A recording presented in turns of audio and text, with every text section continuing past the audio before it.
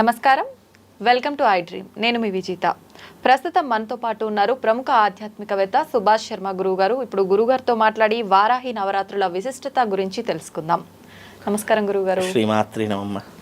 గురుగారు, ఇప్పుడు మనకు ఆషాఢ మాసం మొదలవగానే వారాహి నవరాత్రుల్లో ఎక్కువగా పాల్గొంటూ ఉంటారు, పూజలు చేసుకుంటూ ఉంటారు. ఎక్కువగా మనకి దసరా ముందొచ్చే నవరాత్రులు అందరికీ తెలుసు. ఆ పూజా విధానం ప్రతి ఒక్కరు కూడా తెలుస్తుంది, పాల్గొంటుంటారు ఆ పూజలో. కానీ వారాహి నవరాత్రుల విషయానికి వచ్చేసరికి చాలా మందికి అవగాహన తక్కువగా ఉంటుంది. నిజంగా వారాహి నవరాత్రుల పూజా విధానం ఏ రకంగా ఉండాలి, ఎవరు ఏ రకంగా ఉపయోగించుకోవాలి గురుగారు? ప్రేక్షకులందరికీ శ్రీమాత్రే నమః. శ్రీ గురుభ్యో నమః. హ్రీంకారసనగర్భితానల శిఖాం సౌక్లీం కళాం బిభ్రతీం సౌవర్ణాంబరధారిణీం వరసుధౌతం త్రినేత్రోజ్వలాం వందే పుస్తకపాశామంకుశధరసద్భూషితమజ్వలాం త్వాం గౌరీం పరాత్పరకళాం శ్రీచక్రసంచారిణీం. వారాహి అమ్మవారి యొక్క నవరాత్రులు, దీన్ని గుప్త నవరాత్రులు అంటారు. అంటే గుప్తము అంటే అర్థం ఏంటంటే రహస్యంగా చేసుకునేటటువంటివి, ఎవరికి చెప్పకుండా చేసుకునేటటువంటి నవరాత్రులు. అంటే మీరు అన్నట్టుగా దసరా నవరాత్రులు అందరినీ పిలుచుకొని చాలా సందడిగా చేసుకుంటాము. కానీ ఈ వారాహి నవరాత్రులు అనేటటువంటి గుప్త నవరాత్రులు, అంటే రహస్యంగా చేసుకునేటటువంటి నవరాత్రులు. నిజానికి మనకు సంవత్సరానికి 4 నవరాత్రులు వస్తాయి. చైత్ర మాసంలో వచ్చేటటువంటి వసంత నవరాత్రులు, అలాగే ఆషాఢ మాసంలో వచ్చే వారాహి నవరాత్రులు, మాఘమాసంలో వచ్చేటటువంటి శ్యామలా నవరాత్రులు, ఆశ్వీజ మాసంలో వచ్చేటటువంటి శరద్ నవరాత్రులు. సంవత్సరానికి 4 నవరాత్రులు ఉంటాయి. అయితే ఈ వారాహి అమ్మవారి పేరు చెప్పగానే మనకు లలితా అమ్మవారు గుర్తుకొస్తుంది. లలితా అమ్మవారికి సర్వ సైన్యాధ్యక్షురాలిగా ఉండేటటువంటి తల్లి వారాహి అమ్మవారు. అంటే సైన్యాన్ని ముందుకు నడిపించేటటువంటి తల్లిగా అమ్మవారిని భావన చేసుకుంటాం. అలాగే ఈ అమ్మవారిని ఆరాధించడం అనేటటువంటిది గొప్పనైనటువంటి శక్తితో కూడుకున్నటువంటి విధానం. ఈ అమ్మవారిని ఆరాధించేటటువంటి సామాన్య భక్తులు ఎవరైతే ఉన్నారో, సామాన్యులు ఎవరైతే ఉన్నారో, వాళ్ళు ఈ అమ్మవారిని ఎప్పుడైతే ఆరాధించడం మొదలు పెడతారో వాళ్ళ దాంట్లో తెలియకుండానే ఒక శక్తి ఉద్భవిస్తూ ఉంటుంది. అంత గొప్పనైనటువంటి తల్లి ఈ వారాహి అమ్మవారు. ఈ అమ్మవారికి మరొక పేరు కూడా ఉంది, ఉగ్రవారాహి అని చెప్పేసి. అంటే ఈ అమ్మవారు శక్తి స్వరూపిణిగా మనం కొలుచుకుంటూ ఉగ్రవారాహి అనేటటువంటి ఎందుకు వచ్చిందంటే శత్రువులందరినీ కూడా దూరం చేసేటటువంటి తల్లిగాను, అలాగే అఖండమైనటువంటి లక్ష్మీ సౌభాగ్యాన్ని కలిగించేటటువంటి విధానంగాను, సర్వ రోగాలను నాశనం చేసేటటువంటి తల్లిగాను, అలాగే ఈ అమ్మవారిని ఆరాధించడం వల్ల బ్లాక్ మ్యాజిక్ కానివ్వండి, నెగిటివ్ ఎనర్జీని కానీ దూరం చేసుకునేటటువంటి అవకాశం ఈ అమ్మవారిని ఆరాధించడం వల్ల జరుగుతుంది. అందుకే అమ్మవారు అష్టభుజధారిణి అమ్మవారికి పేరు. అంటే 8 చేతులతో ఉన్నటువంటి తల్లి, ఉగ్ర రూపంలో అంటే రూపము చూడడానికి వరాహ రూపంలో ఉండేటటువంటి తల్లిగా, చూడడానికి కొంచెం భయంకరంగా ఉన్నప్పటికీ కూడా అమ్మవారికి రాత్రి దేవత అని కూడా, అంటే అమ్మవారికి ఎన్నో రకాలైనటువంటి పేర్లు, అందులో ప్రధానమైనటువంటి పేరు రాత్రి దేవత అని పేరు. అంటే అమ్మవారికి ఉదయకాలం పూజించేటటువంటి అవకాశం ఉండదు, కేవలం రాత్రి పూటనే ఆరాధించేటటువంటి అవకాశాలు ఉంటాయి. అందుకే ఇప్పటికీ కూడా ఈ అమ్మవారి యొక్క ఆలయం మీరు కాశీకి వెళ్తే కనిపిస్తుంది. కాశీలో అమ్మవారి యొక్క ఆలయం, ఈ అమ్మవారిని దర్శించాలి అని అంటే కనుక నేరుగా అమ్మవారికి, ఇప్పుడు ప్రతి ఒక్క ఆలయానికి నేరుగా ఒక డోర్ ఉంటుంది, కానీ ఈ అమ్మవారికి నేరుగా ఉండదు, నేరుగా చూసేటటువంటి అవకాశం ఉండదు. ఈ అమ్మవారి శిరస్సు పైన చిన్న రంధ్రం ఉంటుంది. ఎంత అంటే దాదాపు మన ఒక బాటిల్ ఉంటుంది కదా, ఆ బాటిల్ అంతనే రంధ్రం ఉంటుంది. ఆ రంధ్రం నుంచి అమ్మవారిని దర్శించాలి తప్ప నేరుగా చూడడానికి అవకాశం ఉండదు. అలాగే ఆ తల్లిని పూజించాలన్నా సేవించాలన్నా రాత్రి సమయమే అమ్మవారికి అనుకూలమైనటువంటి సమయం. ఉదయకాలం పూజ చేసిన ప్రయోజనం ఎలాంటిది ఉండదు. అంటే ప్రయోజనం ఉండదు మీన్స్ అమ్మవారి అనుగ్రహం ఉంటుంది, కాకపోతే ఎలాంటి కోరికలు కూడా నెరవేరు. కేవలం ఫలితాలు మనకు శీఘ్రంగా రావాలన్నా, ఇన్స్టెంట్ గా రావాలన్నా రాత్రి సమయంలోనే అమ్మవారికి పూజాది క్రతువులు నిర్వహించుకోవాలి. అలాగే ఈ అమ్మవారిని ఆరాధించడం వల్ల భూ సంబంధితమైనటువంటి విషయాలలో ఇబ్బందులు పడుతున్నటువంటి వారు, లేదంటే ఈ పొలం కేసులలో కానీ కోర్టు కేసులలో ఉన్నటువంటి వివాదాలు కానివ్వండి, లేదా ఈ యొక్క భూమి సంబంధితమైనటువంటి అంశాలు ఎవరికైనా ఇబ్బందులు ఉన్నాయనుకోండి, భూ తగాదాలకు సంబంధించి ఎలాంటి విషయాలు ఉన్నా కానీ వాటన్నిటిని రూపుమాపేటటువంటి శక్తి ఈ వారాహి అమ్మవారు. అలాగే లక్ష్మీ కటాక్షం కలగడానికి, ఐశ్వర్యం కలగడానికి, తెలియనటువంటి రోగాలు కానీ లేదా మనకు తెలిసినటువంటి రోగాలు ఎన్నో రకాలైనటువంటి అంతు చిక్కని రోగాలను కూడా నయం చేసేటటువంటి తల్లి ఈ అమ్మవారు. అందుకే ఈ అమ్మవారి యొక్క రథంలో ఎప్పుడూ కూడా అమృత భాండాగారము, ధనవంతరి భాండాగారం ఎప్పుడు కూడా అమ్మవారి యొక్క ఆ యొక్క దాంట్లో ఉండేటటువంటి అవకాశం ఉంటుంది. అందుకే అమ్మవారు ఆ ధన్వంతరి భాండాగారాన్ని తీసుకుంటూనే ప్రయాణం చేసేటటువంటి తల్లిగా భావన చేసుకుంటూ ఉంటాం.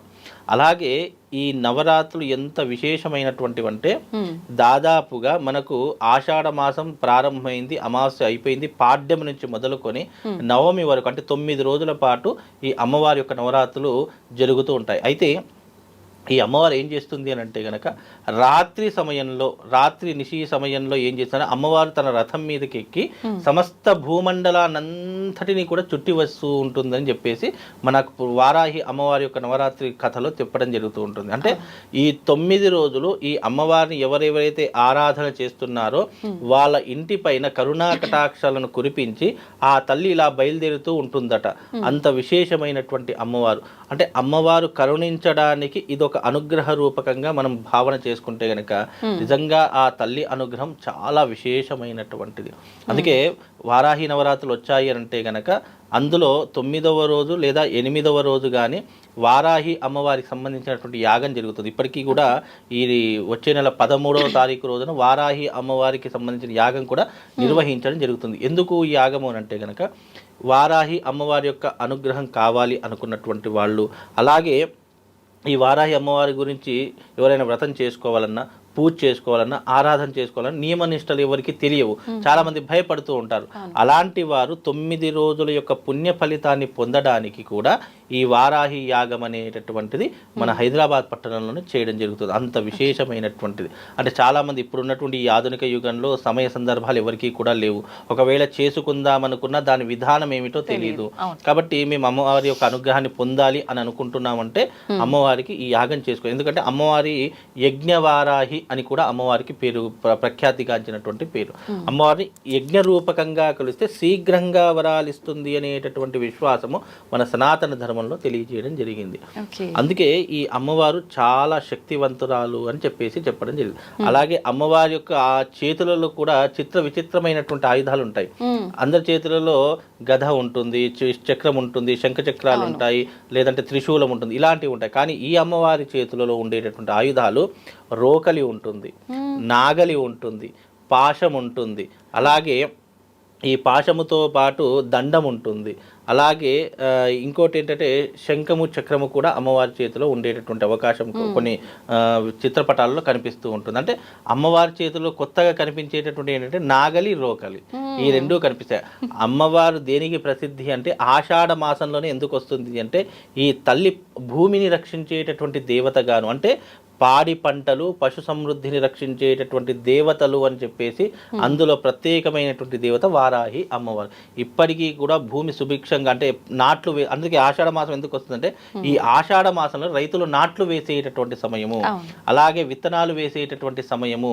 అందుకే భూమిని రక్షించేటటువంటి దేవతగా ఈ అమ్మవారిని ఆరాధన చేస్తే నిజంగా వ్యవసాయదారులు ఎవరైతే ఉన్నారో వాళ్ళకు పాడి పంటలు సుభిక్షంగా పండుతాయి, ఎలాంటి నష్టం జరగదు. చాలా మంది పంటలు వేస్తారు కానీ నష్టపోతూ ఉంటారు. అకాల వర్షాల ద్వారానో, లేదా పంట చేతికి రాకపోవడము, లేదా ఏదో ఒక పురుగు పట్టడము, ఏదో ఒకటి జరుగుతూ ఉండేటటువంటి అవకాశాలు ఎన్నో రకాలుగా ఉంటాయి.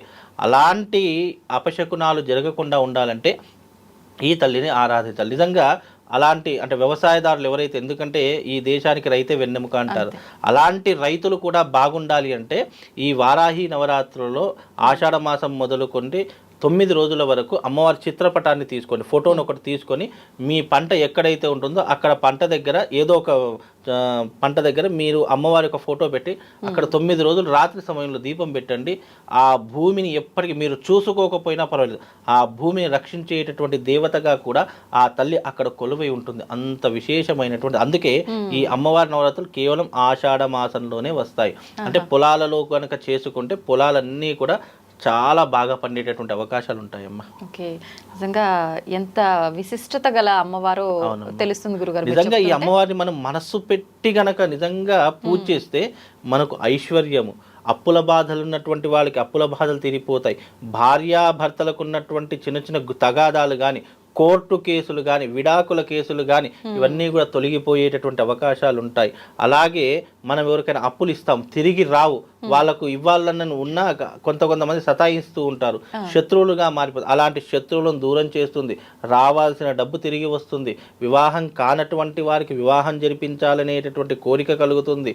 ఇలా ఒకటి కాదు, రెండు కాదు, అనేక రకములైనటువంటి సమస్యలకు ఒక పరిష్కారం ఏదైనా ఉంది అంటే ఈ వారాహి అమ్మవారిని ఆరాధించడం. ఇక్కడ మళ్ళీ ఆరాధన వేరే, పూజా క్రతువులు వేరే. కాబట్టి ఇక్కడ ఆరాధన అంటే గనక చాలామంది ఏం చేస్తారంటే చక్కగా పీట పెట్టుకుంటారు, కలశం పెట్టుకుంటారు, ఫోటో పెట్టుకుంటారు, అఖండ దీపాన్ని పెట్టుకుంటారు, ఇలా ఎన్నో రకాలైనటువంటి నియమాలు చేస్తూ ఉంటారు. కనుక ఆరాధన చేసుకునేటటువంటి వాళ్ళు ఇవన్నీ చేయాల్సిన అవసరం లేదు. అమ్మవారి యొక్క రూపాన్ని, చిత్రపటాన్ని మనసులో ధ్యానం చేసుకుంటూ నిరంతరం అమ్మవారిని స్మరణ చేస్తే అది ఆరాధన పూర్వకంగా అవుతూ ఉంటుంది. అంటే నిరంతరము అంటే మధుమాంసాలు ముట్టకుండా సాత్వికమైనటువంటి ఆహార పదార్థాలు తీసుకుంటూ ఆ అమ్మవారిని నిరంతరం మననం చేసుకుంటే కనుక దాన్ని ఆరాధన అంటారు. అమ్మవారిని ఆరాధన చేసేటటువంటి సమయంలో అబద్ధం మాట్లాడకూడదు, ఎవరితో తగాదాలు పెట్టుకోకూడదు, ఈర్ష్యా ద్వేషాలు అసలే ఉండకూడదు. ఇలా ఎన్నో రకాలైన నియమాలు ఆరాధనకు చెప్పారు. అదే వ్రతము లాంటిది కానీ, పూజ లాంటిది కానీ, యజ్ఞము లాంటిది కానీ చేయాలంటే దానికి కొన్ని ప్రత్యేకమైనటువంటి నియమాలను సూచించడం జరిగింది. కనుక ఇవన్నీ కూడా తెలిస్తేనే అమ్మవారి యొక్క దీక్షను గనక తీసుకోవాలి. తెలియకపోతే గనక అమ్మవారి ఆరాధన చేసుకోండి. ఎలాంటి ఆరాధనకు అదే ఫలితం వస్తుంది, దీక్షకు అదే ఫలితం వస్తుంది, యజ్ఞానికి అదే ఫలితం వస్తుంది. కానీ నువ్వు చేసేటటువంటి నియమాలు చాలా జాగ్రత్తగా ఉండాలి. ఎందుకంటే చాలామంది క్వశ్చన్ ఏమంటారు అంటే అమ్మ అందరికీ అమ్మే, అమ్మ అందరిని ఒకేలా అనుగ్రహిస్తుంది. ఇక్కడ అమ్మ అనుగ్రహిస్తుంది వాస్తవమే, కానీ నువ్వు ఏదైనా లోపం చేస్తే గనక, ఏదైనా తప్పు చేస్తే అదే రకంగా ఆగ్రహించేటటువంటి తల్లిగా కూడా మారిపోయేటటువంటి అవకాశము కేవలం తల్లికి మాత్రమే ఉంటుంది. ఎందుకంటే ఉదాహరణకు ఒక చిన్న పిల్లవాడు ఎంత మన అబ్బాయి అయినప్పటికీ, ఎంత కొడుకైనప్పటికీ కూడా మంచి పనులు చేస్తే ఏం కాదు, కానీ తెలియకుండా చిన్న చిన్న తప్పులు చేస్తూ ఉండేసరికి ఒక తల్లికైనా సరే కోపం వస్తూ ఉంటుంది, చేత్తో ఒక దెబ్బ వేస్తూ ఉంటుంది. అలాగే ఆ తల్లి విషయంలో కూడా లోపాలు ఎలాంటివి జరగకుండా ఆ తల్లి గురించి నువ్వు ఒక దీక్ష తీసుకున్నావంటే నిజంగా దాని గురించి పూర్తి అవగాహన ఉంటే తీసుకోవాలి. లేదు గురుముఖతగా నీకు తెలిసినటువంటి అర్చకుడో, బ్రాహ్మణుడో, పూజారో, గురువు గారో ఎవరైతే ఉంటారో ఆయన దగ్గరికి వెళ్ళి నియమనిష్టలు తెలుసుకొని దీనిలో అడుగు పెట్టండి. తెలియకుండా అడుగు పెట్టామా అది కొంతవరకు బాగానే ఉంటుంది, కానీ దాంట్లో ఏదైనా లోపం జరిగిందా నీ జీవితం అతపాతాళానికి వెళ్ళిపోతుంది. కనుక ఏది చేసినా చాలా జాగ్రత్తగా చేయండి. చాలామంది అయ్యో తెలియకుండా ఈ లోపం చేశాను గురుగారు, తెలియకుండా ఈ అపరాధం జరిగిపోయింది అని అంటే తెలియకుండా జరగడానికి కారణం ఏంటి? నీకు తెలియదు కాబట్టి. తెలియకుండా అనవసరమైన విషయాలు వేలు పెట్టకూడదు. అలా పెట్టినప్పటికీ అది ఎప్పుడో ఒకప్పుడు మనకి కొద్దిగా నష్టం కలిగించే అవకాశాలు ఉంటాయి కనుక కొంచెం జాగ్రత్తగా ప్రయాణం చేస్తూ ఉండాలి ఇలాంటి దైవికపరమైనటువంటి కార్యక్రమాల్లో. కనుక ఈ నవరాత్రులు శక్తివంతమైనటువంటి నవరాత్రులు. దీన్ని చాలామంది మీ జీవితంలో ఉన్నటువంటి ఒడిదొడుకులను అధిగమించడానికి, రాబోయే విపత్తులను తొలగించుకోవడానికి, కోర్టు సమస్యలు కానీ, పోలీస్ స్టేషన్ వ్యవహారాదులు కానీ, భూ వివాద సమస్యలు కానీ, అలాగే మీ జీవితంలో ఉండే ఈ కుటుంబపరమైనటువంటి విషయాల్లో ఏదైనా ఇబ్బందులు ఉంటే ఈ అమ్మవారిని ఆరాధిస్తే గనక తప్పకుండా అవన్నీ తొలగిపోయేటటువంటి అవకాశాలు ఈ వారాహి అమ్మవారికి కలుగుతాయమ్మా. తప్పకుండా గురువు గారు. నమస్కారం. శ్రీమాత్.